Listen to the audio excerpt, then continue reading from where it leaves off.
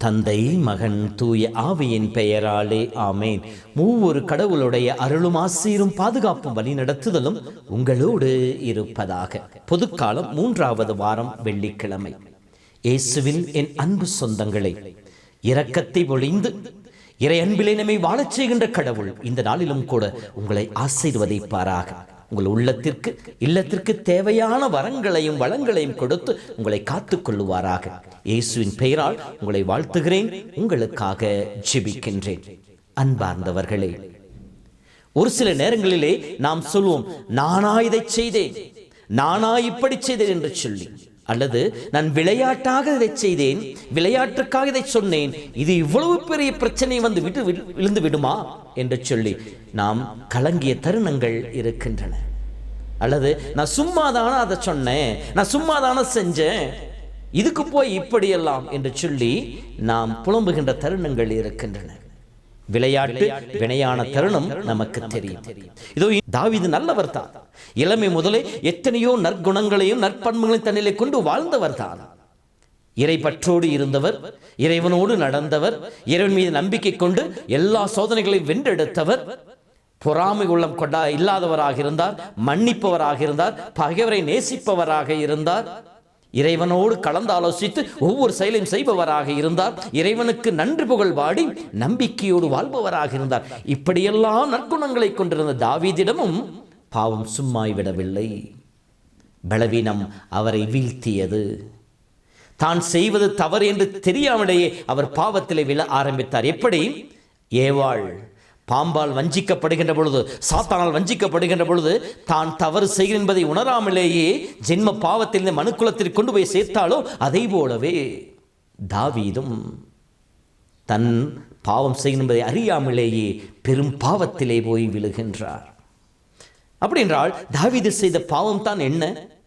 முதலாவதாக அவர் சோம்பலுக்கு இடம் கொடுத்தது, அசட்டைத்தனத்திற்கு இடம் கொடுத்தது.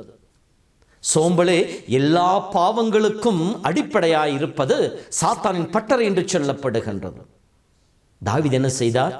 இளவேனிற் காலத்திலே அரசன் படையை முன்னின்று நடத்த வேண்டும், எதிரிகளோடு போராடி படைக்கு வெற்றி பெற்றுக் கொடுக்க வேண்டும், நாட்டுக்கு பெருமை சேர்க்க வேண்டும். ஆனால் தாவீது சோம்பல் அசட்டைத்தனத்தினாலே படைக்களத்திற்கு செல்லாமல் இங்கே அரண்மனையை தங்கி இருந்தது.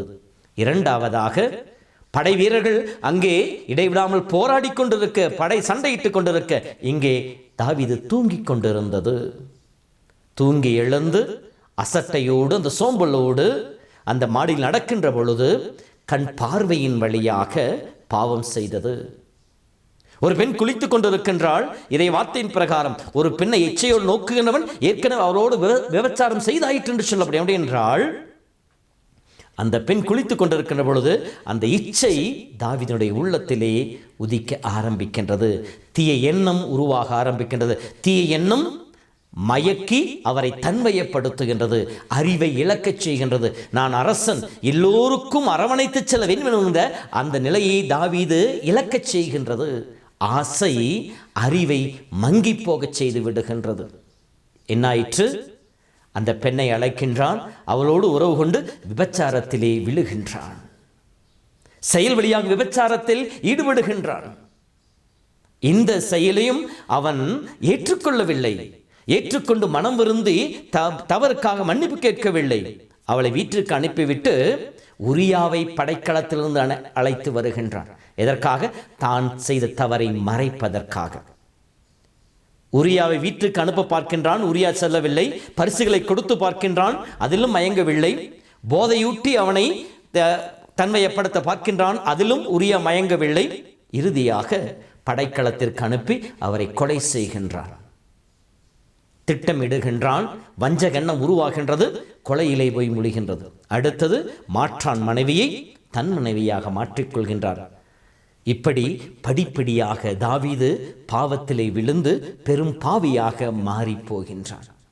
அன்பு சொந்தங்களே, தாவீதினுடைய இந்த செயல்பாட்டை நாம் படிக்கின்ற பொழுது நம் வாழ்விலும் நாம் எச்சரிக்கையாக இருக்க வேண்டும். விளையாட்டாக சும்மா என்று சொல்லி நாம் ஆரம்பிக்கின்ற ஒவ்வொரு செயலும் பெரும் வினை ஏற்படுத்தும். உதாரணம், நம் குழந்தைகள் கரங்களை கொடுக்கின்ற செல்போனாக இருக்கலாம், குழந்தைகள் வாழ்வில் இருக்கின்ற தீய பழக்கங்களாக இருக்கலாம், நம் வாழ்வில் நாம் கட்டிக்கொண்டிருக்கின்ற தீய பழக்கங்கள் தேவையற்ற பழக்கங்களாக இருக்கலாம். அதனுடைய துவக்கம் சிறியதாக இருக்கின்றது. நாம் சிறியதாக இருக்கின்ற பொழுதே அதை நாம் பிடுங்கி எறிந்து விட்டோம் என்றால் அந்த பழக்கத்திற்கு நாம் அடிமையாவதில்லை.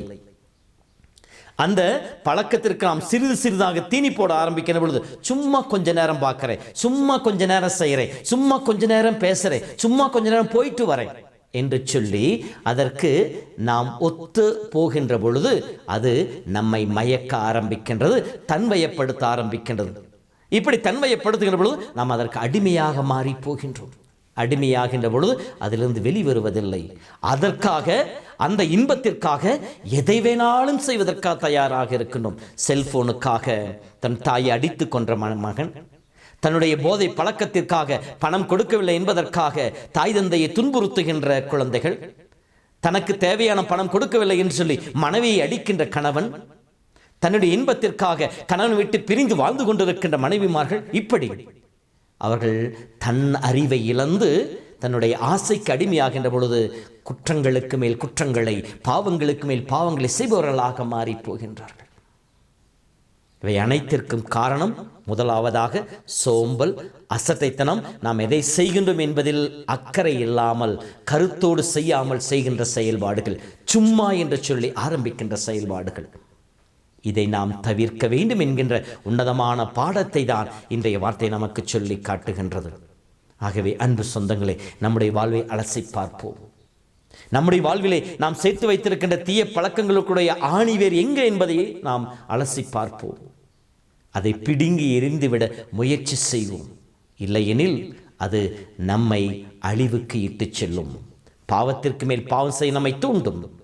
பலவீனத்திற்கு மேல் பலவீனப்படுத்தி நம்மை இயலாமைக்கு இட்டு சென்று விடும். ஆகவே எச்சரிக்கையாக இருப்போம். பேதுரு அழகாக சொல்லுவார், சாத்தான் யாரை விழுங்கலாம் என்று சொல்லி கர்ஜிக்கும் சிங்கம் போல காத்து கொண்டிருக்கின்ற சொல்லி, ஒரு நிமிடம் நாம் ஏமந்தால் போதும், சாத்தான் நம்மை தன்வயப்படுத்தி விடுவான். நம் உணர்ச்சிகளை கொண்டு, நம்முடைய ஆசைகளை கொண்டு, நம்முடைய உள்ளத்தில் இருக்கின்ற தீய நாட்டங்களை கொண்டு நம்மை சோதனைக்குட்படுத்தி விடுவான். சோதனைக்குட்படாதபடி விழித்திரும் ஜெபிங்களின் இறை வார்த்தையின் பிரகாரம் ஜெபத்தின் வழியாய் நாம் தவறிய நேரங்களை உணர்ந்து கொள்வோம். நாம் செய்த பாவங்களை ஏற்றுக்கொள்வோம். மனம் வருந்தி மன்னிப்பை கேட்போம். புது வாழ்வில் அடியெடுத்து வைப்போம். ஆண்டவர் உங்களோடு இருப்பாராக. எல்லாம் வல்ல இறைவன், தந்தை, மகன், தூய ஆவி உங்களை நிறைவாய் ஆசீர்வதிப்பாராக. ஆமேன். இயேசுவின் அன்பை மறந்திடுவாயோ, மறந்திடுவாயோ, மனித பண்டிருந்தால் இயேசுவின் அன்பை மறந்திடாதிருக்க நீ சிலுவையிலே மறந்திடாதிருக்க நீ சிலுவையிலே அவர் மரித்து தொங்கிடும் காட்சி மனதில் நில்லாதோ. இயேசுவின்